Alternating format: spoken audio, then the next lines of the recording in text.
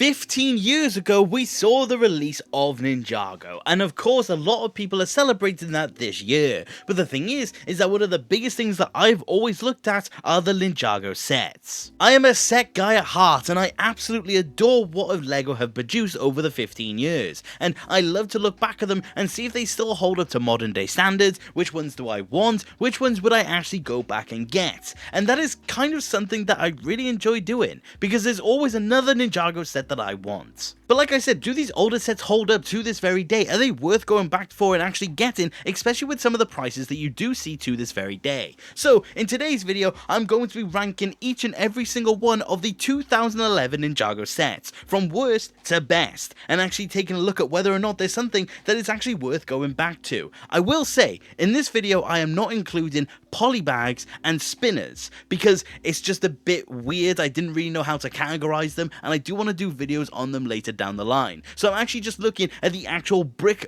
box sets themselves and taking a look at those ones. There are 14 entries for this video, and I definitely want to know if you guys do agree with me or not. In terms of my criteria for the video, the only thing I really have set out for myself is, do they still look cool, and would I actually want to get them to this very day? Are they just a cool set? I don't really think it's good to justify them based on aspects like pricing. Because of the age of them, it's just not really fair. So I feel like that's just something that's kind of negligible when it does come to this video. So it's basically just going off vibes. And that's the thing, it is my opinion. If you do have a different opinion to me, that is completely fine. And I want to see your ranking in the comment section down below. I will say, there are some really rogue picks in here, so I'm definitely expecting some people to disagree with me. But that's the joy of Ninjago opinions, and I can't wait to see yours. So let me not waste any more of your time, and let's rank all of the 2011 sets. I made a mistake, it's actually 15 sets, but coming in at 15 is going to be the Battle Arena set. This is a set that I didn't really know if I wanted to include because it is implied to actually coincide with the spinners,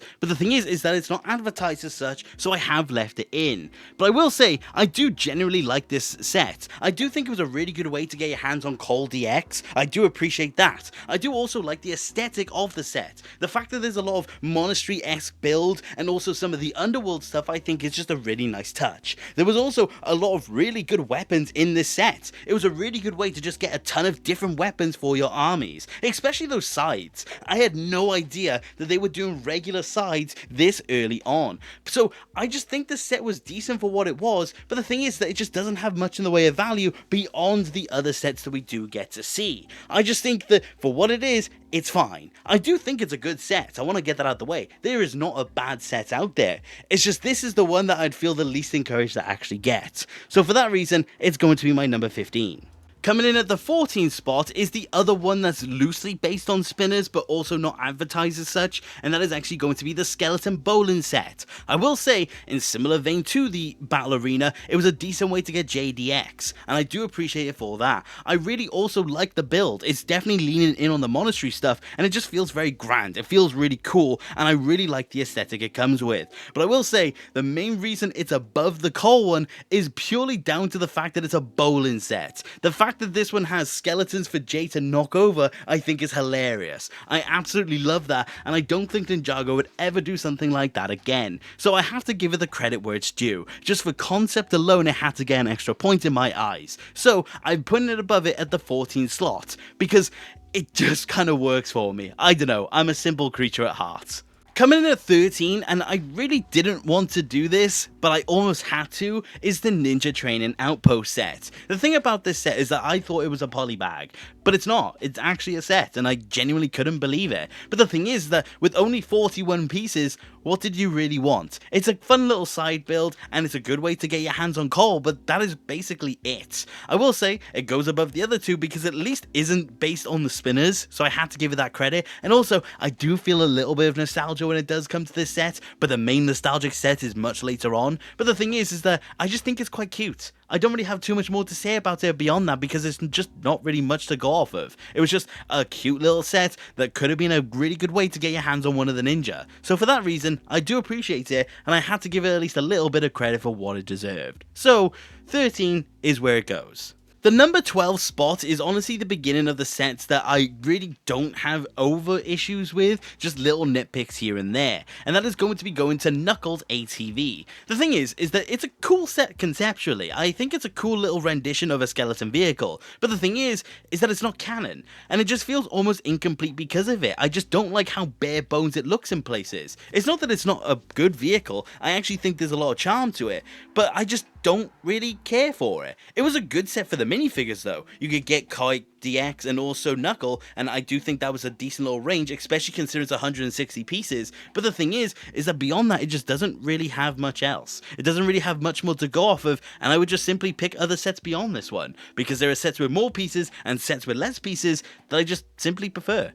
But I do appreciate it for what it is, and I do like the concept, so I did give it a number 12. Coming in at number 11 is actually going to be the Skull Motorbike, and the thing is that for 20 less pieces, you just got much more of a cohesive vehicle. You just got much more of a vehicle that I think just works. I really like the aesthetic of this bike. I think it just simply feels more complete, and I like the little design details that did come along with it. I like the fact that it's got that cool skull at the front, it's got the stickers on the side, and I just really like how it looks. If I had to nitpick the set, I would state that the front wheel is just a little too small for my personal liking, but that is beyond nitpicking, and I really don't care for it. It's just, I noticed that the wheel looks small. But the thing is that I just really like the look of this set. I think it just has a lot of charm to it. I really also like the fact that it was a way to get Jay. I do think it was just a tidy way of doing so it has to get points in my book for that as well. But I honestly just think on an overall, it's just a really good set. I could definitely picture this one looking really good if you had multiple of it. I'm picturing 5 sets for an army builder, just all the bikes next to each other. I think that would look fantastic.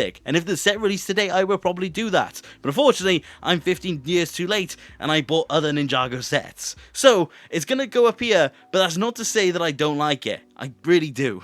Taking the number 10 spot is actually going to be the Blacksmith Shop, and I will say that this set definitely has been downplayed since the release of the Legacy one. This one, however though, still has got a lot of charm in my opinion. It's a small set, it wasn't really overly big, it doesn't have 1,200 pieces, it only has 178. It comes with 2 decent minifigures, you get Cruncher and you get Kai, just a decent way of getting the 2, so I can appreciate that.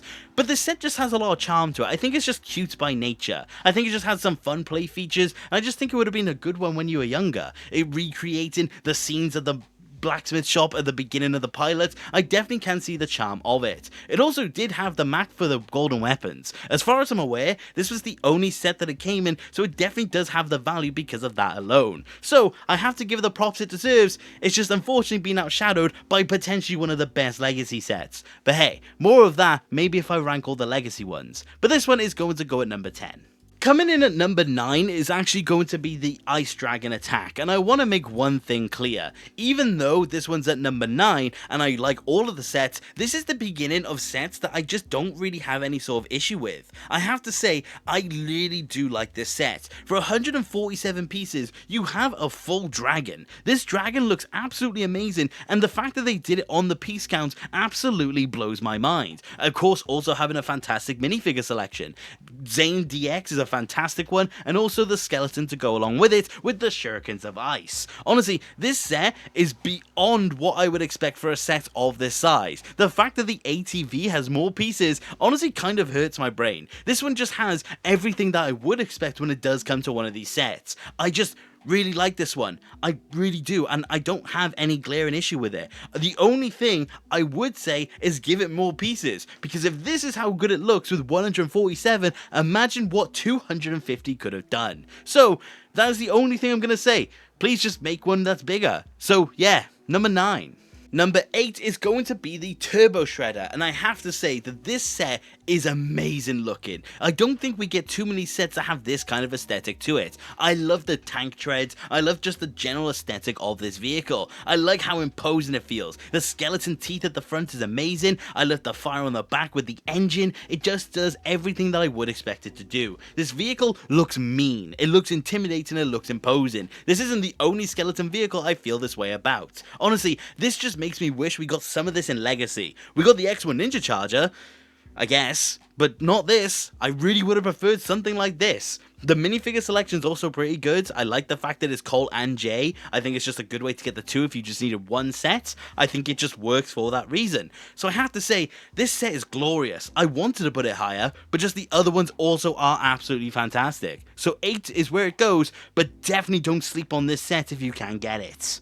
Coming in at number 7 is actually going to be the Spinjitzu Dojo, and I feel like a lot of people would put this a lot higher than I have. But that's not to say that it's a bad set, it just feels in very similar vein to the Blacksmith Shop, where Legacy has almost kind of ruined this one for me. The thing is that this one is really good at what it does. I really like the designs, I really like the feel of it, I definitely do think they did something really good, especially with the piece count. But the thing is that I just kind of don't have too much to say about this set. It's honestly kind of forgettable. I quite consistently forget that this was actually in the pilot wave. And again, that is not a testament to it being bad. I really like the look of it. I like the minifigures. I think this was the cheapest way to get Woo. I just generally like the set. It's just I don't really have too much to say about it. It's almost kind of perfect considering that it's in the middle of my list, and I feel like that's almost where it belongs in my eyes. But the thing is that I just don't really know what more I want to say on it. So I'm gonna leave it at 7. It's good. I really like it. If someone said that I had a good chance to get it, I would take it. It's just I don't really have much more to say about it, and it's kind of a shame, but also just kind of it. Coming in at number 6 is actually going to be the Lightning Dragon Battle, and again, I feel like this is one that a lot of people would put higher up. And the thing is that I love this set. I think this set is absolutely fantastic. The Lightning Dragon itself is stunning. This Lightning Dragon has done a lot in terms of dragon design going forward. I will say, it is not my favorite Lightning Dragon. That actually does go to Jay's NRG Dragon from Skybound, but the thing is that this one is still absolutely fantastic looking. The only thing about this set that actually kind of weighs it down for me is the fact that the helicopter is not canon. And that's not to say that it makes it a bad set. I'm not saying that canonicity is important. I'm just saying that it almost looks kind of plain in comparison to the dragon. So I'm just kind of not really enthusiastic about the side build. I think the minifigures are quite good. JDX is always a treat. Another instance of Cruncher, a Skullkin, and also the black outfit Woo. But the thing is that I just don't really know more about it that I want to say. It's fantastic, don't get me wrong. It's just, I don't care for the helicopter. It would be higher if the set was kind of just the dragon. But that's just me. I feel like people will disagree with that one, but that's why it's number 6. Coming in at number 5 is the Earth Dragon Defense, and I have to say, I love this set. You may be surprised to see it above the Lightning Dragon, but that's just because I feel like Earth Dragons have kind of been underutilized in the Ninjago brand. This is the best Earth Dragon in my opinion, no doubt. I also like its unique feel. It's got 4 legs, it hasn't really got wings. I think it definitely does stand out amongst dragons. I just really like the aesthetic of it, and I honestly just kind of wish we had more Earth Dragons in Ninjago sets. Think of when all of the ninja were getting their NRG dragons. The fact that Cole's was just a tiny little 100-piece dragon from Skybound really did upset me. I hope one day they do give us another rendition on a Cole dragon, because this one in my opinion is a demonstration on what it could truly be. I love this aesthetic and I love everything about the set. The minifigures as well are really good, nice additions, and I can't help but give it a compliment for it. But the thing is that big dragon is just the standout of the set to me. I just really wish that we got more Earth Dragons down the line, but unfortunately we haven't got one yet. Please Lego. But that's why it's number 5. I'm gonna keep 4 brief because it's my nostalgia pick. It is the Ninja Ambush set, and you may be wondering why a 61-piece little set really did make its way this high. And that's because it's the first ever Ninjago set that I got. It is my first ever set from 2011, and I just can't help but feel nostalgic for it. I love this set to bits, and it's the reason why I got into Ninjago sets to begin with. So I'm going to keep it there, keep it brief, keep it to the point. I just kind of wanted to talk about how this was my first set. It's number 4, purely for nostalgia reasons.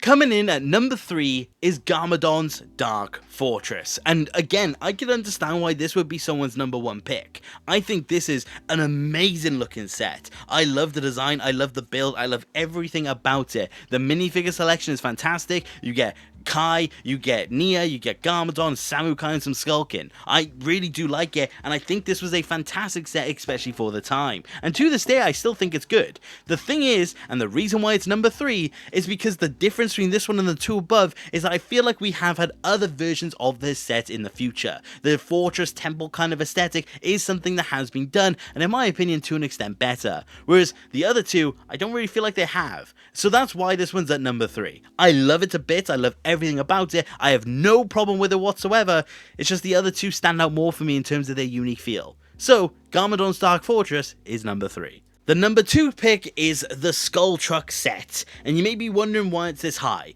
and that is because, in my opinion, we have never had another Ninjago set like this one. The fact that this thing is a monster truck and has this really imposing feel is absolutely breathtaking to me. I love the aesthetic of this set, I love the build of it, I love the feel of it. This is one of my personal grails. I never got this set, I've seen the set, but that is about it. I would love to get my hands on this thing one day, because like I said, the concept of a monster truck has never been done again in Ninjago, and I absolutely think this one does it perfectly. And again, adding the amazing skeleton aesthetic really did seal the deal for me. I have no issue with this set whatsoever. Maybe the fact Samukai's on it, but that is beyond a nitpick, and I already own Samukai, so it's not like that matters. But I just love this thing. I feel like we've never had another set like this, and I can't help but love it for it. So that's why it's number 2. And number 1, who would have thought? Shock, it is the Fire Temple. I mean, what more is there to say about the Fire Temple that hasn't already been said? This thing is absolutely breathtaking. They spare nothing when it comes to this set.